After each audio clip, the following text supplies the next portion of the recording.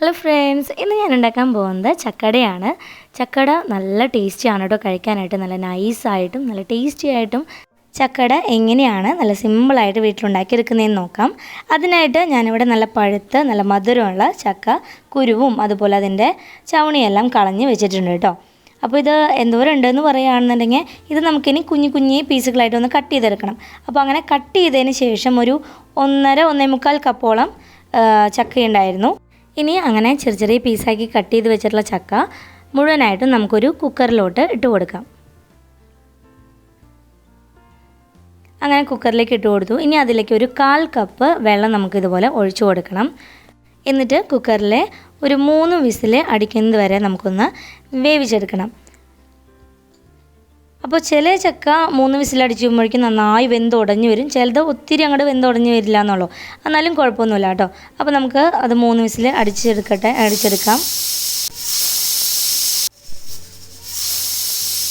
അങ്ങനെ 3 വിസിൽ വന്നതിന് ശേഷം അതിൻ്റെ പ്രഷറൊക്കെ പോയി കഴിയുമ്പോൾ നമുക്ക് കുക്കർ ഓപ്പൺ ചെയ്യാം. ഇപ്പോൾ അതിൻ്റെ പ്രഷറൊക്കെ പോയി നമ്മൾ ഓപ്പൺ ചെയ്തു. കണ്ടില്ല, ഒത്തിരി അങ്ങ് ഉടഞ്ഞു പോയിട്ടൊന്നുമില്ല, എങ്കിലും അത്യാവശ്യം നന്നായിട്ട് തന്നെ അത് വെന്തിട്ടുണ്ട്. ഇനി ഒരു കയ്യിൽ വെച്ച് നമുക്കിത് ഇതുപോലെ പതുക്കെ ഒന്ന് അത് ഉടച്ചു കൊടുക്കാം. പിന്നെ അതിലേക്ക് നമ്മൾ ചേർത്ത് കൊടുക്കുന്നത് 2 അച്ച് ശർക്കരയാണ്. അപ്പോൾ ശർക്കര ഒത്തിരി നമുക്ക് ഉപയോഗിക്കുമ്പോൾ തന്നെ അറിയാമല്ലോ, അതിൽ അങ്ങനെ കരടൊക്കെ ഉള്ള പോലത്തെ ശർക്കരയാണെന്നുണ്ടെങ്കിൽ അത് ഉരുക്കിയിട്ട് ഒഴിച്ചാൽ മതി. അല്ലാന്നുണ്ടെങ്കിൽ നമുക്ക് ഇതുപോലെ ചെറിയ ചെറിയ പീസുകളായിട്ട് ഇട്ട് കൊടുക്കാം. പിന്നെ ചില ചക്ക മധുരം കുറവാണെന്നുണ്ടെങ്കിൽ അതിനനുസരിച്ച് മധുരം കൂടുതൽ ഇട്ട് കൊടുക്കണം കേട്ടോ. പിന്നെ കുറച്ച് ഏലക്കായുടെ കുരു കൂടി ചേർത്ത് കൊടുത്തിട്ട് ഒന്ന് ആ വെള്ളമൊക്കെ ഒന്ന് വറ്റിച്ചെടുക്കാം.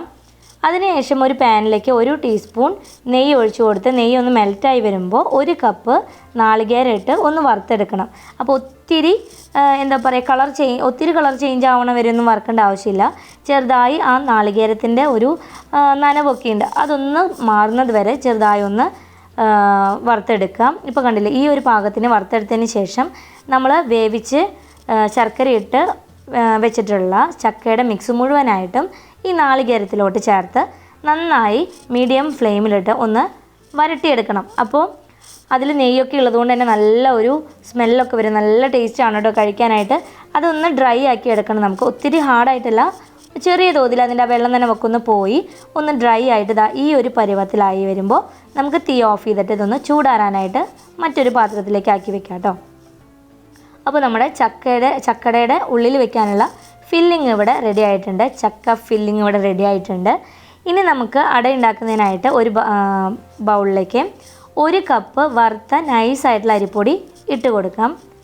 പിന്നെ ഒരു ബൗളിൽ നമ്മൾ വെള്ളം തിളപ്പിക്കാനായിട്ട് വെക്കണം. അപ്പോൾ ഞാനിവിടെ 1.25 കപ്പ് വെള്ളം തിളപ്പിക്കാനായിട്ട് വെച്ചിട്ടുണ്ട്. അതിലേക്ക് ഒരു 1/2 ടീസ്പൂൺ ഉപ്പ് കൂടി ചേർത്ത് കൊടുത്തിട്ടുണ്ട്. വെള്ളം നന്നായി തിളച്ചതിന് ശേഷം ആ വെള്ളം നമുക്ക് കുറേശ്ശെയായി പൊടിയിലോട്ട് ഒഴിച്ചിട്ട് മാവൊന്ന് കുഴച്ചെടുക്കണം കേട്ടോ. അപ്പോൾ ഇതാ ഒരു സ്പൂൺ വെച്ചിട്ട് ഇങ്ങനെ ഇളക്കി കൊടുത്ത് മിക്സ് ചെയ്തെടുത്താൽ മതി. അപ്പോൾ ആദ്യം ഞാൻ ഒരു 1.25 കപ്പ് വെള്ളം അതിലേക്ക് ഒഴിച്ചു കൊടുത്തു. പിന്നീട് അതിലേക്ക് ഒരു 1/2 കപ്പ് വെള്ളം കൂടി, തിളച്ച വെള്ളം വേണം ഒഴിച്ചു കൊടുക്കാനായിട്ട്, തണുത്ത വെള്ളമല്ല, നന്നായി തിളച്ച വെള്ളം നമ്മൾ പൊടിയിലോട്ട് ഒഴിച്ചു കൊടുക്കുകയാണ് ചെയ്യേണ്ടത്. അപ്പോൾ 1.25 കപ്പാണ് ഞാനിപ്പോൾ ഒഴിച്ചു കൊടുത്തിട്ടുള്ളത്. അതൊന്ന് മിക്സ് ചെയ്തെടുത്തതിന് ശേഷം അതിലേക്ക് 1/2 കപ്പ് കൂടി ചൂടുള്ള വെള്ളം ഒഴിച്ച് ഇതുപോലെ ഇങ്ങനെ മിക്സ് ചെയ്ത് കൊടുക്കുക. ഇനി കട്ടയൊന്നും ഇല്ലാത്ത വിധത്തിൽ നന്നായിട്ട് ഇതുപോലെ ഇങ്ങനെ പ്രസ് ചെയ്തിട്ട് കയ്യിൽ വെച്ചിട്ടൊന്ന് മിക്സ് ചെയ്ത് കൊടുക്കണം. കാരണം ഇതിപ്പോൾ നമ്മൾ തിളച്ച വെള്ളമല്ലേ ഒഴിച്ചിട്ടുള്ളത്, അപ്പോൾ നമ്മൾ കൈ കൊണ്ട് കുഴയ്ക്കുന്ന സമയത്ത് കൈയൊക്കെ ചൂടാവും. അപ്പോൾ അങ്ങനെ ചൂടാവാതിരിക്കാൻ ഇതുപോലെ ഒരു കയ്യിൽ വെച്ച് നന്നായി പ്രസ് ചെയ്തിട്ടൊന്ന് മിക്സ് ചെയ്തെടുത്താൽ മതി. അപ്പോൾ കട്ടിയൊന്നുമില്ലാതെ നല്ല സോഫ്റ്റ് മാവായിട്ട് കിട്ടും. നമ്മൾ പത്തിരി ഒന്നും ഉണ്ടാക്കുന്ന രീതിയിൽ അത്രയും കട്ടി വേണ്ട നമ്മുടെ ഈ ഒരു അട ഉണ്ടാക്കുന്നതിന്. കുറച്ചൊരു ലൂസായ പരുവത്തിലാണെന്നാൽ ഒത്തിരി ലൂസും ആവാൻ പാടില്ല കേട്ടോ.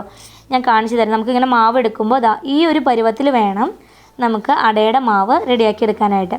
ഒത്തിരി ഹാർഡും ആവാൻ പാടില്ല, ഒത്തിരി വെള്ളം നനവ് കൂടാനും പാടില്ല. അങ്ങനെ മാവ് റെഡിയായി. ഇനി ഒരു വാഴല ഇതുപോലെ ഇങ്ങനെ ഒരു ചെറിയൊരു പീസ് ഞാൻ കട്ട് ചെയ്ത് വെച്ചിട്ട് അത് കഴുകി തുടച്ച് വെച്ചിട്ടുണ്ടായിരുന്നു. ഇനി അതിലേക്ക് കുറച്ച് വെള്ളം ഇതുപോലെ ഇങ്ങനെ ഒന്ന് കൈ വെച്ചൊന്ന് സ്പ്രെഡ് ചെയ്ത് കൊടുക്കുക. എല്ലാ ഭാഗത്തേക്കും ഒന്ന് സ്പ്രെഡ് ചെയ്ത് കൊടുക്കുക. നമുക്ക് മാവ് പരത്താൻ എളുപ്പത്തിന് വേണ്ടിയിട്ടാണ് കേട്ടോ. അങ്ങനെ വെള്ളം ഒന്ന് സ്പ്രെഡ് ചെയ്തതിന് ശേഷം നമ്മൾ റെഡിയാക്കി വെച്ചിട്ടുള്ള മാവിൽ നിന്നും കുറച്ച് മാവ് ഇതുപോലെ ഇങ്ങനെ എടുത്തിട്ട് നമുക്ക് ഇലയിലൊന്ന് പരത്തിയെടുക്കുക. അപ്പോൾ നല്ല സോഫ്റ്റ് മാവാണ്, നല്ല സോഫ്റ്റാണ്. അപ്പോൾ പെട്ടെന്ന് തന്നെ നമുക്കത് നൈസാക്കി പരത്തിയെടുക്കാനായിട്ട് പറ്റും കേട്ടോ. ഇലയുടെ ഉണ്ടാക്കുമ്പോൾ എപ്പോഴും വളരെ നൈസായിട്ട് തിൻ ലെയറായിട്ട് പരത്തി അതിനുള്ളിൽ ഫില്ലിങ് വയ്ക്കുമ്പോഴാണ് നല്ല ടേസ്റ്റി ആയിട്ട് എനിക്ക് തോന്നിയിട്ടുള്ളത്. അപ്പോൾ ഇപ്പോൾ കുറച്ച് കട്ടിയുള്ള അടയാണ് ഇഷ്ടമെന്നുണ്ടെങ്കിൽ അങ്ങനെ ഇഷ്ടമുള്ളവർ അതുപോലെ ഉണ്ടാക്കാം. പക്ഷേ എനിക്ക് കൂടുതലായിട്ട് ഇഷ്ടം, എനിക്കും അതുപോലെ വീട്ടിലുള്ളവർക്കും കൂടുതലായിട്ട് ഇഷ്ടം നല്ല തിന്നായിട്ടുള്ള ഒരു ലെയറിൻ്റെ ഉള്ളിൽ ഫില്ലിങ്ങോട് കൂടിയിട്ടുള്ള അടയാണ് കേട്ടോ. അപ്പോൾ അതുകൊണ്ട് തന്നെ നല്ല നൈസായിട്ട് ഞാൻ ഈ ഇലയിൽ പരത്തിയെടുക്കുന്നുണ്ട്.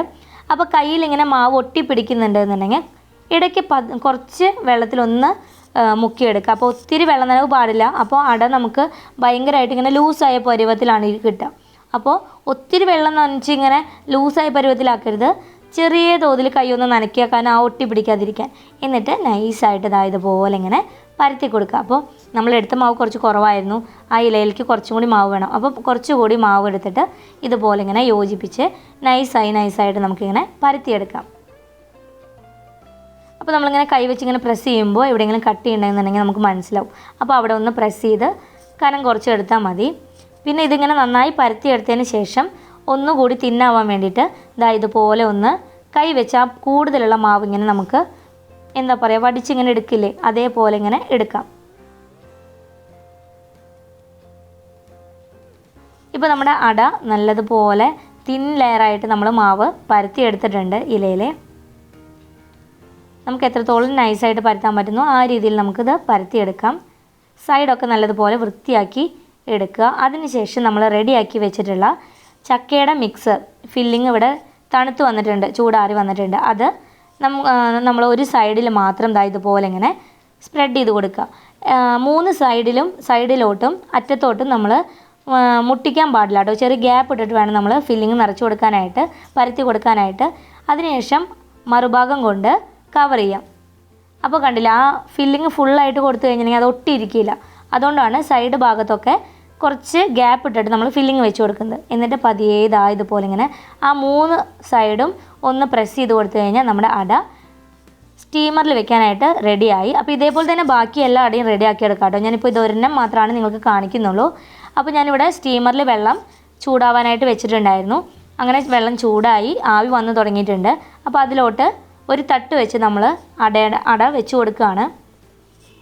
ഇനി നമുക്ക് മൂടി വെച്ചിട്ട് ഒരു 8-10 മിനിറ്റ് 8-10 മിനിറ്റോളം നമുക്ക് ഇതൊന്ന് ആവി കയറ്റി എടുക്കണം. 8-10 മിനിറ്റ് കഴിയുമ്പോഴേക്കും നമ്മുടെ അട നല്ലതുപോലെ വെന്ത് വന്നിട്ടുണ്ടായിരിക്കും. കണ്ടില്ലേ, നല്ലതുപോലെ ആവി പറക്കുന്ന അട ഇവിടെ റെഡി ആയിട്ടുണ്ട്. ഇനി ഇത് ചൂടോട് കൂടി തന്നെ ഇല നമുക്ക് ഓപ്പൺ ചെയ്യരുത് കേട്ടോ. അങ്ങനെ ഓപ്പൺ ചെയ്ത് കഴിഞ്ഞിട്ടുണ്ടെങ്കിൽ നമ്മൾ വളരെ തിന്നായിട്ട് പരത്തിയത് കൊണ്ട് തന്നെ അത് പൊട്ടിപ്പോവാനായിട്ട് ചാൻസ് കൂടുതലാണ്. അതുകൊണ്ട് നമ്മൾ നന്നായി തണുത്തതിന് ശേഷം മാത്രം ഇല ഓപ്പൺ ചെയ്യാം.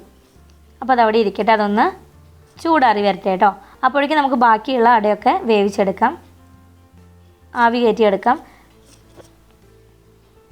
ഇപ്പം നമ്മുടെ ആദ്യത്തെ അട തണുത്ത് വന്നിട്ടുണ്ട്, കണ്ടില്ലേ.